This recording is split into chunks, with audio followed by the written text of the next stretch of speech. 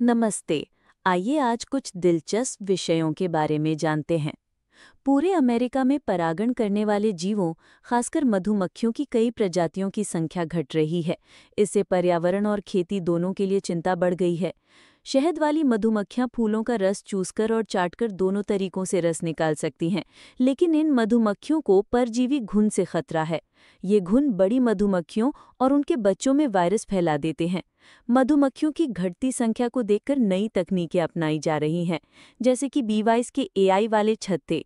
ये छत्ते मधुमक्खियों के स्वास्थ्य पर नज़र रखते हैं और ज़रूरत पड़ने पर उनका इलाज भी करते हैं। इसके साथ ही अमेरिका में मधुमक्खियों पर शोध करने वाली एक ज़रूरी प्रयोगशाला के बंद होने का भी खतरा है। इससे मधुमक्खियों को बचाने और उनके बारे में जानने की कोशिशों को झटका लग सकता है। ये सारी बातें बताती हैं कि पर्यावरण का संतुलन और भोजन की सुरक्षा बनाए रखने के लिए परागण करने वाले जीवों के स्वास्थ्य पर ध्यान देना कितना ज़रूरी है। लगातार मानसूनी बारिश के कारण चीन के गुइझो प्रांत में दशकों की सबसे भयानक बाढ़ आई है। रोंगजिया काउंटी में दुलियू नदी का बहाव 11,400 क्यूबिक मीटर प्रति सेकंड के रिकॉर्ड स्तर पर पहुंच गया। नदी का जल स्तर सामान्य से लगभग 11 मीटर ऊपर चढ़ गया है। अधिकारियों ने बताया कि 18 जून से शुरू हुई भारी बारिश के बाद इस पहाड़ी प्रांत के कुछ हिस्सों में पानी मापने वाले गेज पिछले 30 सालों के सबसे ऊंचे स्तर पर पहुंच गए। इसी हफ्ते एंटीक्विटी नाम के एक जर्नल में एक अध्ययन छपा है। ये अध्ययन उस पुरानी सोच को चुनौती देता है कि रानी हटशेपसुत की टूटी हुई मूर्तियां उनके सौतेले बेटे और उत्तराधिकारी थुतमोस तृतीय ने गुस्से में तुड़वाई थीं। टोरंटो विश्वविद्यालय के मिस्र विशेषज्ञ जून यी वोंग ने 1920 के दशक के खुदाई के रिकॉर्ड को फिर से जांचा। उन्होंने पाया कि 3,500 साल पुरानी इन मूर्तियों को गर्दन, घुटने और टखनों जैसे जोड़ों पर सोच समझकर तोड़ा गया था, जबकि कई चेहरों को कुछ नहीं किया गया। ये तरीका पुरुष राजाओं की मूर्तियों की आध्यात्मिक शक्ति खत्म करने के लिए अपनाए जाने वाले अनुष्ठानों जैसा ही है। इस खोज से पता चलता है कि मूर्तियों को तोड़ना एक प्रथा का हिस्सा था, जिसका मकसद शाही मूर्तियों की आध्यात्मिक शक्ति को खत्म करना था, न कि किसी महिला शासक की यादों को मिटाना। वोंग ये मानते हैं कि थुतमोस तृतीय ने हत्शेपसुत का नाम स्मारकों से हटाने का आदेश दिया था, लेकिन उनका तर्क है कि इसके पीछे धार्मिक नियम, संसाधनों का दोबारा इस्तेमाल और राजनीति जैसे कारण हो सकते हैं, न कि सिर्फ दुश्मनी या लैंगिक भेदभाव। ये शोध मिस्र की सबसे सफल और दुर्लभ महिला शासकों में से एक की विरासत को और अच्छे से समझाता है, जिन्होंने अपने 15 साल के शासनकाल में व्यापार के रास्ते बढ़ाए और बड़ी-बड़ी इमारतें बनवाईं। विश्व स्वास्थ्य संगठन ने डबलिन में तंबाकू नियंत्रण पर हुए विश्व सम्मेलन में अपनी वैश्विक तंबाकू महामारी 2025 रिपोर्ट जारी की। इसमें चेतावनी दी गई है कि लगभग 2 दशकों में पहली बार धूम्रपान को रोकने की प्रगति धीमी हो गई है। महानिदेशक डॉक्टर टेड्रोस एडेनॉम घेब्रेयेसस ने कहा कि सरकारें अगले साल के भीतर कम से कम एक और एम्पावर उपाय को सबसे अच्छे स्तर पर अपनाएं। उन्होंने ज़्यादा उत्पाद शुल्क यानी टैक्स को खपत कम करने और स्वास्थ्य के लिए पैसा जुटाने का सबसे असरदार तरीका बताया।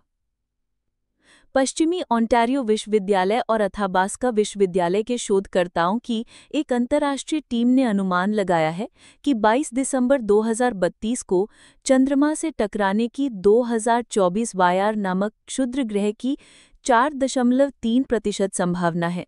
ये नई संभावना जेम्स वेब स्पेस टेलीस्कोप द्वारा मई में किए गए अवलोकनों से निकाली गई है और 12 जून को एक प्री प्रिंट में बताई गई है। ये पहले के 3.8% के अनुमान से ज़्यादा है। अलग से की गई मापों ने पृथ्वी के लिए किसी भी खतरे को लगभग खत्म कर दिया है, जिससे ये जोखिम 0.0017% तक कम हो गया है। नासा ने स्पेसएक्स और एक्सिम स्पेस को निजी एक्सिम मिशन 4 को अंतर्राष्ट्रीय अंतरिक्ष स्टेशन पर भेजने की अंतिम मंजूरी दे दी है। ये मिशन 25 जून बुधवार को पूर्वी समय के अनुसार सुबह 2:31 पर लॉन्च होगा। कैनेडी स्पेस सेंटर के पैड 39A से फैल्कन 9 रॉकेट का इस्तेमाल किया जाएगा, जिसका पहला चरण केप कैनावरल के लैंडिंग जोन 1 पर वापस उतरने की कोशिश करेगा। 24 घंटे बाद एक और मौका भी उपलब्ध रहेगा। ये 14 दिवसीय मिशन स्पेसएक्स के भेड़े में आखिरी नए कैप्सूल क्रू ड्रैगन C213 को उड़ाएगा, जिसमें 4 अंतरिक्ष यात्री होंगे।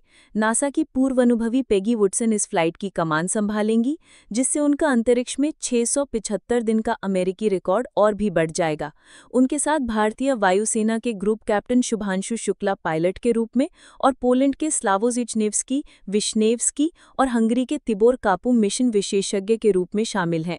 ये सभी 4 दशकों से भी ज्यादा के समय में अपने देश की पहली अंतरिक्ष यात्रा कर रही हैं। चीन ने अपने वैज्ञानिक बुनियादी ढांचे में काफी प्रगति की है। इसने सिचुआन प्रांत के दाओचेंग जिले में एक आधुनिक सौर दूरबीन का निर्माण शुरू किया है। इस परियोजना का लक्ष्य दुनिया की सबसे ऊंची सौर वेधशाला स्थापित करना है। इसके साथ ही चीन ने हाल ही में 2 और उन्नत खगोलीय दूरबीन परियोजनाओं की शुरुआत की है। खगोल विज्ञान में प्रगति के अलावा चीनी कंपनी वर्नाई साइंस ने फ्यूजन पावर मापने वाले उपकरणों की प्रयोगशाला विकसित करने की घोषणा के बाद काफी तरक्की की है। देश एरोस्पेस तकनीक में भी आगे बढ़ रहा है। इसने तरल ऑक्सीजन और मीथेन रॉकेट इंजनों के लिए पहला 9 इंजन वाला हॉट फायर परीक्षण पूरा किया है। ये विकास चीन के उच्च तकनीक वैज्ञानिक क्षेत्रों में बढ़ते निवेश और सफलताओं को दिखाते हैं, जिसमें सौर अवलोकन, परमाणु संलयन और रॉकेट तकनीक शामिल हैं। 2025 में शोधकर्ताओं ने एस्परजिलस फ्लेवस नाम के जहरीले फंगस से मिलने वाले अणुओं के एक नए वर्ग की पहचान की। ये फंगस ऐतिहासिक रूप से तूतनखामुन के फिरौन के शाप से जुड़ी कब्रों के खुदाई के दौरान हुई मौतों से संबंधित है। मिस्र के फिरौन की कब्रगाह में पाए गए इस फंगस ने ल्यूकीमिया कोशिकाओं के खिलाफ शक्तिशाली और सटीक असर दिखाया है, जो कि मौजूदा FDA अप्रूव्ड इलाजों को टक्कर दे सकता है। ये बदले हुए अणु कोशिका विभाजन को रोकते हैं, जो कैंसर के इलाज में एक उम्मीद की किरण जगाते हैं। ये खोज एक प्राचीन कथा को एक संभावित चिकित्सा सफलता में बदलती है, जिससे कैंसर, विशेषतः ल्यूकेमिया से लड़ने की नई आशा मिलती है।